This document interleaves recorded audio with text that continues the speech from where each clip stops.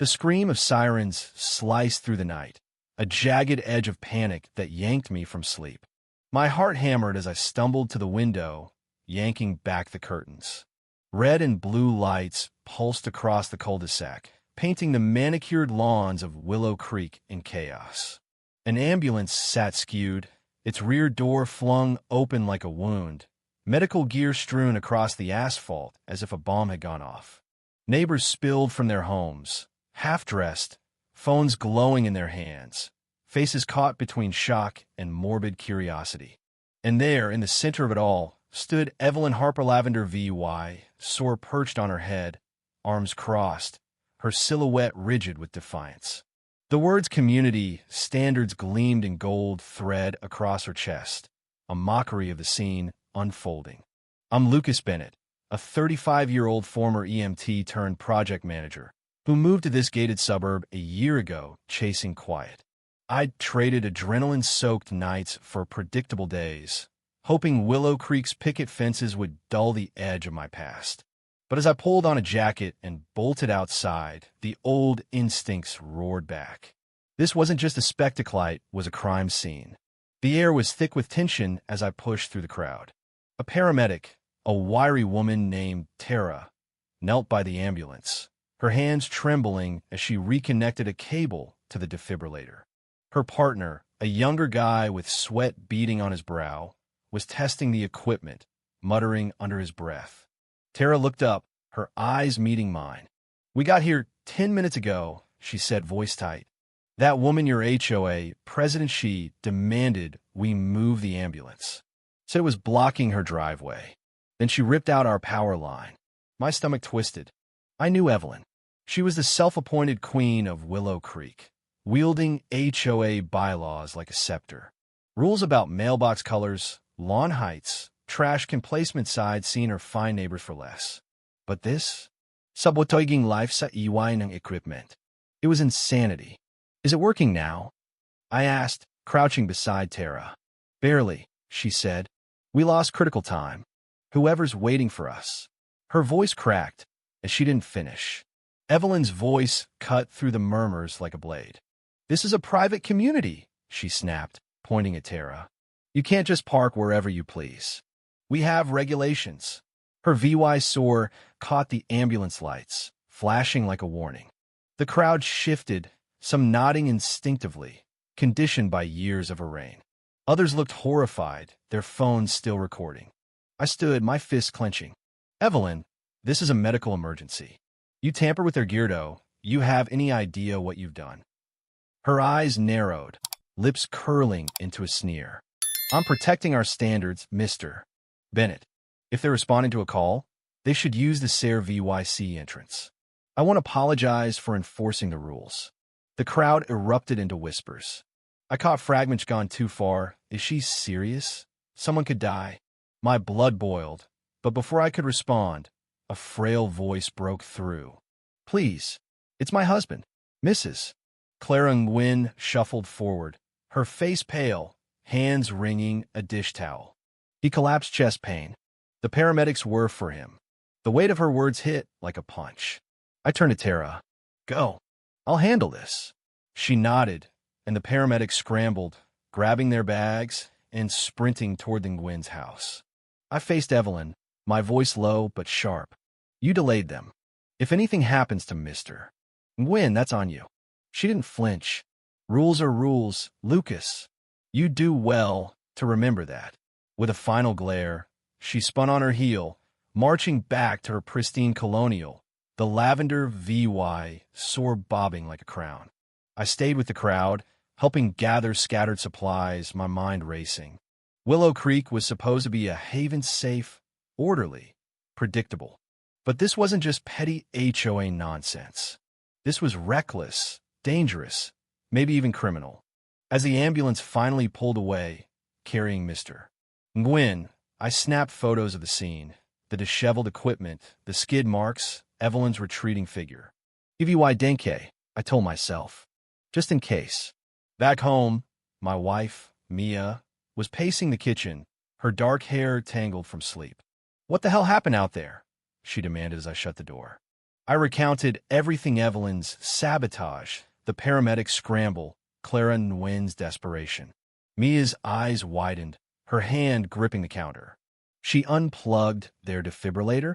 Lucas, that's not just Krazith, that's illegal. I know, I said, sinking into a chair. I'm calling Tom tomorrow.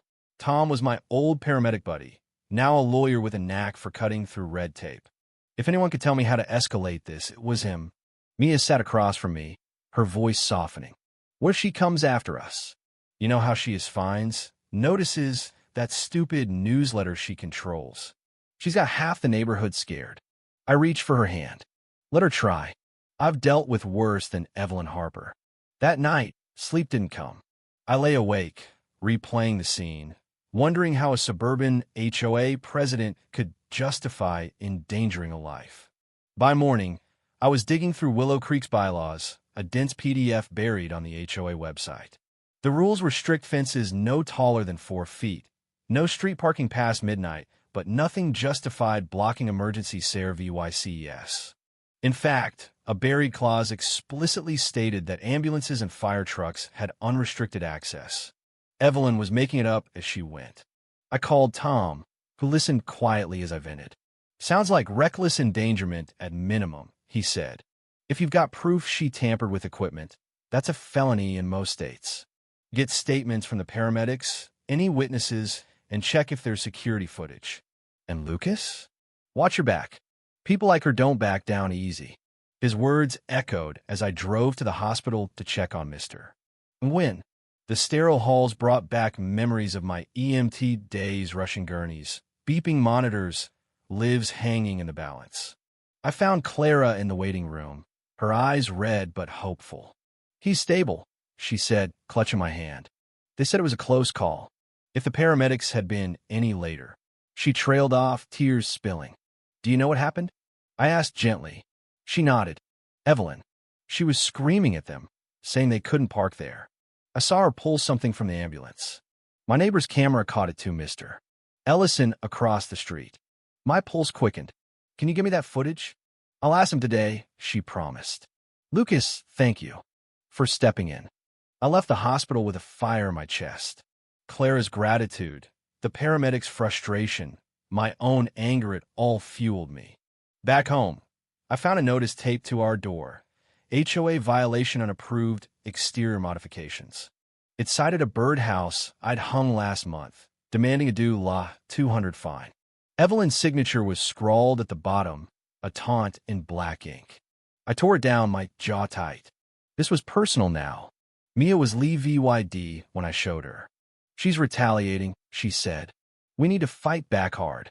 I'm working on it, I said, already texting Clara for the footage. By evening, Mr.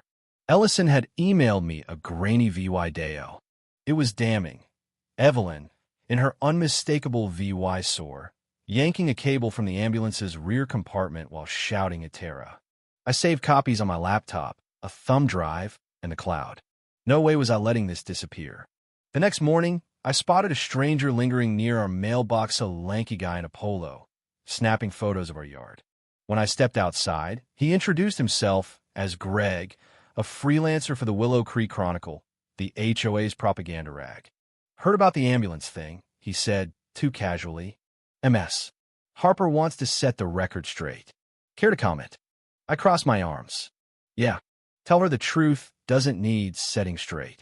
She sabotaged paramedics. There's VY Deo. His eyebrows shot up, but he recovered quickly. She says it was a misunderstanding. Claims you're stirring trouble. Let her spin it, I said. The facts don't lie. Greg hesitated, then lowered his voice.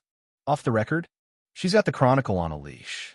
Be careful, she's talking about a restraining order against you. I snorted. Good luck with that. After he left, Mia and I strategized. We need more than footage, she said.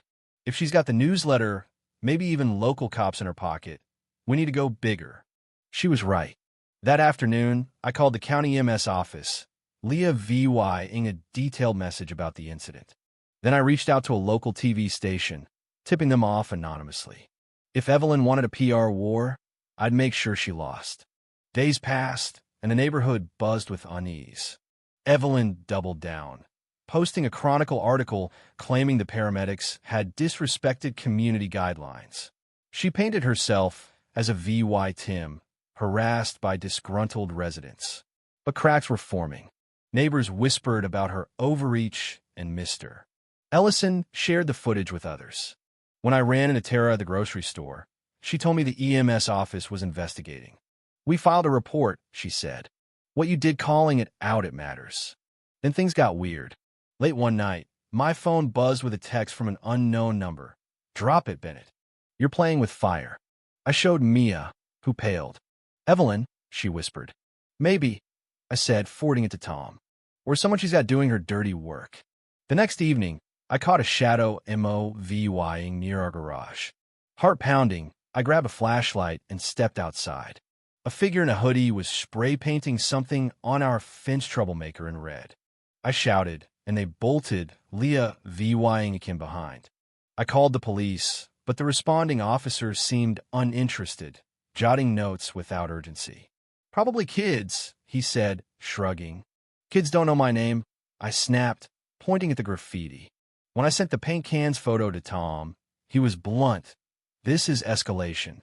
File a harassment complaint and keep every text, every notice. You're building a case." The breaking point came a week later. Clara called, her voice shaking. Evelyn left me a voicemail. She said if I don't retract my statement about the ambulance, she'll fine us for false reporting. "She's unhinged, Lucas." "That's witness intimidation," I said, fury rising. "Record everything. I'm taking this higher." I didn't know how high until the FBI showed up. 2 agents from Jerez and Cole knocked on our door one rainy afternoon, badges gleaming. "We're investigating allegations of emergency SARE VYC interference," Ramirez said, her gaze steady. "And possible misuse of federal grants by your HOA. Can we talk?" Mia and I exchanged stunned looks as they sat at our kitchen table. I handed over everything. The footage, texts, violation notices, even the paint and photos. Cole watched the VY Deo, his jaw tightening as Evelyn yanked the cable. "This is serious," he said. "We're also looking into whether grant money for community safety was diverted possibly to private accounts." My mind reeled. "You think Evelyn's stealing?" "It's a theory," Ramirez said. Her security initiative protector solutions raised red flags. "We've seen this before. HOAs funneling funds through shell contracts. Your tip about the paramedics gave us a way in." After they left, Mia sank onto the couch. "FBI, Lucas, this is huge. And dangerous," I said. "If she's got that kind of money at stake, she won't stop." The next day, I noticed a black SUV idling near our street. FBI? Or someone else? Paranoia crept in, but I pushed it down, focusing on the potluck Clara was organizing to rally neighbors. We needed unity now more than ever. At the event, held in the community park, I saw familiar faces: Ellison, Pauline from next door, even Greg, who looked sheepish. "I didn't write that Chronicle piece," he admitted. Evelyn spiked my draft, published her own. "She's losing control," Pauline said, passing me a lemonade. "But she's not done. I heard she's got a lawyer drafting complaints against half the board." The potluck was a turning point. Neighbors swapped stories. Fines for unapproved flowers, threats over minor infractions. A retired cop named Dan stood up, holding a beer. "I've seen the footage," he said. "Evelyn's guilty as sin. We need her out." Cheers erupted, but my eyes caught movement at the park's edge. Evelyn, watching from her car, her face a mask of rage. When she drove off, I felt a chill. That night, another text. "You'll regret this." I forwarded it to Ramirez, who replied, "We're closing in. Stay VY Gillant." The end came faster than I expected. A local news channel aired a segment on the ambulance incident, using Ellison's footage. Social media exploded, hashtags like the HOA tyrant trending. The FBI moved swiftly. One sunny morning, as I mowed the lawn, 3 sedans rolled into Willow Creek. I followed at a distance, heart pounding, as they pulled up to Evelyn's house. She stood on her porch, screaming about lawsuits, but Ramirez and Cole were calm, cuffing her as neighbors watched. "You can't do this," she shrieked. "I'm the president. Not anymore, Clara muttered beside me, her eyes bright with relief. Evelyn's arrest made national news. The FBI uncovered a web of fraud. She'd siphoned $200,000 in grants through Protecture, splitting profits with a city councilman now facing charges. The paramedic sabotage was her downfallow, reckless act that exposed her empire. The HOA board collapsed, and Pauline stepped up as interim president, promising transparency. New rules welcomed emergency vehicles, and Protecture was fired. Weeks later, Tara and her partner dropped by with a pie. "You saved more than Mr. Nguyen that day," she said. "You gave us our dignity back." As summer faded, Willow Creek healed. Kids biked freely, neighbors waved without fear. Mia and I hosted a barbecue, laughter spilling into the night. The graffiti was gone, the notices shredded. Evelyn's trial loomed, but she was already a ghost here. One evening, as we sat on our porch, Mia leaned against me. "We did it," she said, her voice soft. I kissed her temple, gazing at the stars. "Yeah, and we'll keep doing it whatever it takes." The ambulance incident had been a spark, igniting a fight for justice. Willow Creek wasn't perfect, but it was ours Agina community, not a kingdom. And no one would ever block those sirens again. If you were the one in this story, how would you react? Would you stand up and fight back, or accept the unreasonable pressure and control from the HOA? Share your thoughts in the comments below. And don't forget to subscribe, like, and share this video with more people. Your small action gives us the motivation to keep bringing you more intense and engaging stories. Thanks for watching, and we'll see you in the next video.